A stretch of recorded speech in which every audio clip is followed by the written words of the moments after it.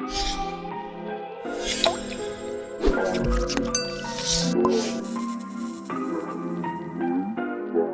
guys, ketemu lagi barengan saya Iksan. Oke, jadi di tangan saya sekarang ini adalah smartphone dari Infinix, yaitu Infinix Hot 20s. Smartphone yang sejatinya udah dirilis atau diluncurkan sama Infinix sekitar awal bulan November lalu. Jadi ya kalau dihitung udah sekitar 1,5 bulan HP ini saya pegang.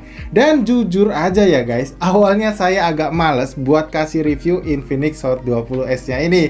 Tapi setelah seminggu belakangan ini saya lumayan sering pakai HP-nya, ternyata ada hal yang cukup menarik buat saya share ke kalian soal HP ini. Jadi buat kamu yang kebetulan nonton video ini dan lagi butuh smartphone 2 jutaan yang oke, pasti nonton video ini sampai habis ya guys, karena siapa tahu aja Infinix Hot 20s ini sesuai sama kriteria smartphone yang kebetulan kalian lagi cari. Oke, untuk yang pertama, saya mau informasi dulu ke kalian soal harga dari HP ini. Untuk varian RAM 8/128GB, HP ini sekarang dibanderol dengan harga berkisar sekitar 2,3 jutaan. Dan sayangnya, Infinix itu nggak kasih opsi varian RAM atau storage yang lain selain varian RAM 8/128GB kayak yang lagi kita bahas kali ini. Nah, untuk varian warnanya sendiri ini ada 4 ya guys, yaitu varian warna Sonic Black atau hitam, lalu Light Rider White atau putih, Fantasy Purple atau ungu, dan yang terakhir warna Tempo Blue kayak yang lagi saya pegang saat ini. Secara desain, jujur aja saya lebih suka Infinix Hot 20s ini guys kalau dibandingkan dengan Hot 20 series yang lainnya yang rilis di Indonesia, kayak Hot 20 5G atau Infinix Hot 20i yang baru aja dirilis beberapa waktu yang lalu guys. Sebab desain layar dari HP ini tuh udah menggunakan desain layar pansol, serta kalau kita lihat tepian bezel sisi atas, kiri, dan juga kanannya udah terlihat simetris. Ya meskipun untuk sisi bezel bagian bawahnya ini terlihat masih cukup lebih tebal. Desain layout kamera di belakangnya juga saya suka, terlihat simple dengan 2 ring kamera besar di atas dan bawahnya, 1 ring kamera kecil di tengah, serta 4 buah LED yang tersusun rapih kayak gini.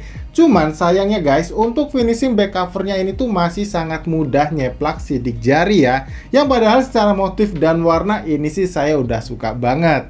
Oh ya, bagian frame-nya juga ini udah dibuat flat atau mengotak ya guys, dimana pada bagian sisi atas polosan aja nggak ada apa-apa. Di sisi kanan ada tombol volume dan tombol power yang merangkap sebagai sensor sidik jari dengan kecepatan bacanya yang udah oke. Di sisi bawah ada grill speaker, port charger USB Type-C, lubang mic, dan 1 buah lubang jack audio 3,5 mm.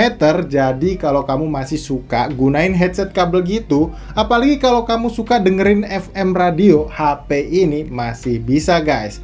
Lalu yang terakhir nih, untuk di bagian kirinya hanya ada 1 buah slot SIM tray aja yang udah triple slot dengan model sandwich kayak gini.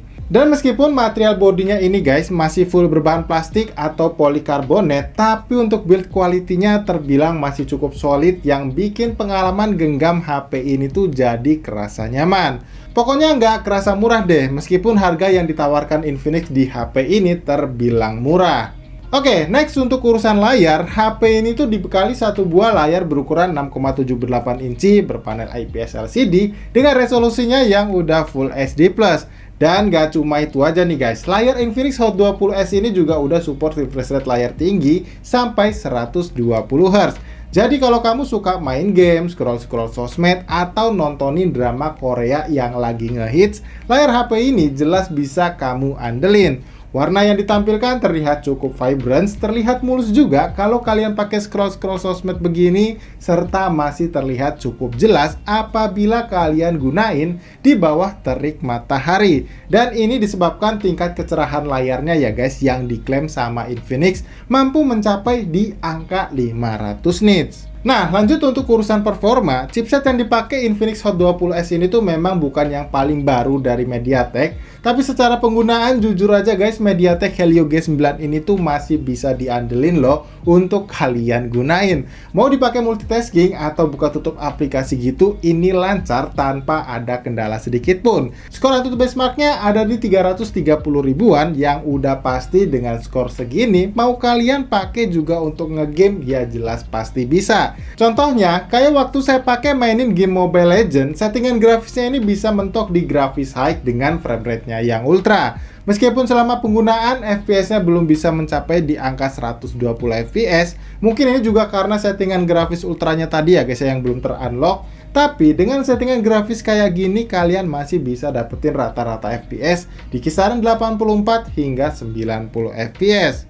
Kalau untuk dipakai main game PUBG Mobile, settingan grafisnya bisa kalian set di Smooth Ultra atau SD High. Dan selama saya pakai main guys, di settingan Smooth Ultranya, FPS-nya ini cukup stabil di 40 FPS dengan beberapa kali terjadi frame drop kalau lagi banyak musuh gitu. Mungkin yang perlu jadi catatan di game ini adalah soal gyroscope-nya ya guys, yang terasa delay karena gyroscope yang dipakai sama Infinix Hot 20S ini sayang banget itu belum gyroscope hardware, melainkan masih virtual gyro aja. Tapi untuk selebihnya ini sih udah oke ya menurut pengalaman bermain saya. Nah, kalau dipakai untuk mainin game berat kayak Genshin Impact, kalian harus maklum ya guys, yang namanya smartphone 2 jutaan udah pasti cuma bisa kasih pengalaman bermain yang pas-pasan aja. Intinya kalau kalian emang suka mainin game Genshin Impact, ini masih bisa kalian mainin di settingan grafis defaultnya, yaitu yang lowest 30 FPS aja. Oke, lanjut ke bagian kameranya. Dibekali setup triple kamera yang mana resolusi kamera utama 50 megapiksel, kamera makro 2 megapiksel, kamera depth sensor 2 megapiksel, serta satu buah lensa kamera selfie yang beresolusi sebesar 8 megapiksel. Yang mana kalau bicara soal kualitas, jujur aja hasil jepretan kamera utamanya ini tuh udah cakep ya guys. Meskipun cenderung terlihat kurang natural, tapi untuk warna dan juga detail objek yang ditangkap, ini manjain mata kita banget. Intinya udah cocok lah untuk kalian beli, misal kalian cuma butuh hasil jepretan kamera yang udah enak dan jelas buat dilihat. Ya walaupun kualitas jepretan kamera selfie-nya ini biasa aja, tapi masih lumayan kok untuk dipakai sebagai penunjang aktivitas kalian sehari-hari.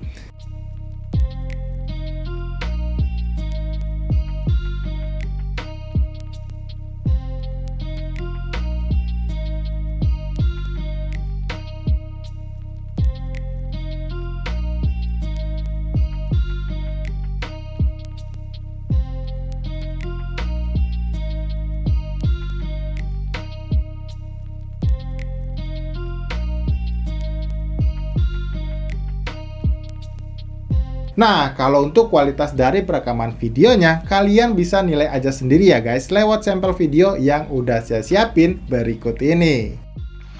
Oke, jadi ini adalah kualitas perekaman video dari lensa kamera utamanya yang saya rekam di 1080p 30 fps.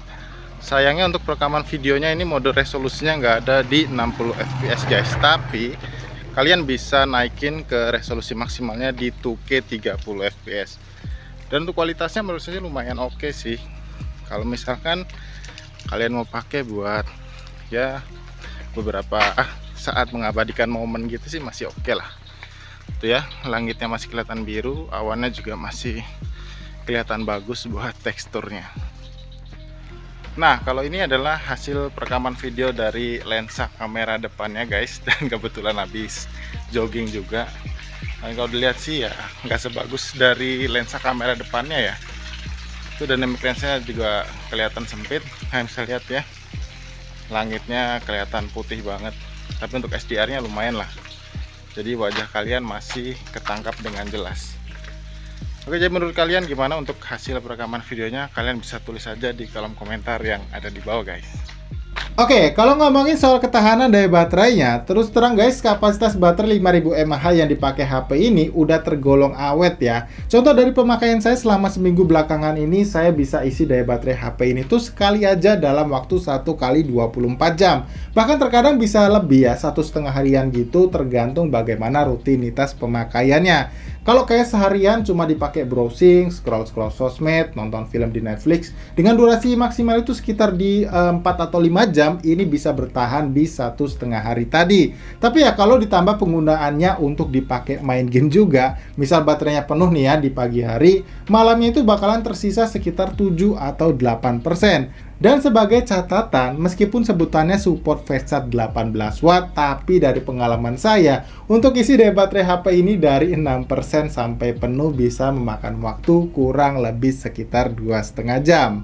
Jadi untuk kesimpulannya, buat di harga 2,3 juta, saya cukup bisa merekomendasikan Infinix Hot 20S ini untuk kalian beli guys. Misal, budget yang kalian punya ini benar-benar terbatas di angka segini. Selain memang desainnya yang cakep, performanya oke, hasil jepretan dari lensa kamera utamanya juga sangat bisa lah diandelin untuk menunjang pekerjaan atau aktivitas kalian sehari-hari. Tapi ya, kalau kalian itu butuh smartphone yang support sinyal 5G atau ada fitur NFC-nya gitu, jelas bukan HP ini jawabannya. Ya, jadi saya rasa cukup kayak gitu aja ya guys ya, video review soal Infinix Hot 20S-nya ini. Kalau kalian tertarik mau beli, seperti biasa link pembeliannya bakal saya cantumin di kolom deskripsi yang ada di bawah. Dan seperti biasa sebelum saya tutup videonya, buat kalian yang suka sama videonya, jangan lupa diklik tombol like-nya dan di-share tentunya ke teman-teman kalian ya guys ya, kalau ngerasa video kita kali ini bermanfaat. So, kalau gitu sampai di sini saya Iksan pamit ya guys, dan sampai kita ketemu lagi di video review berikutnya.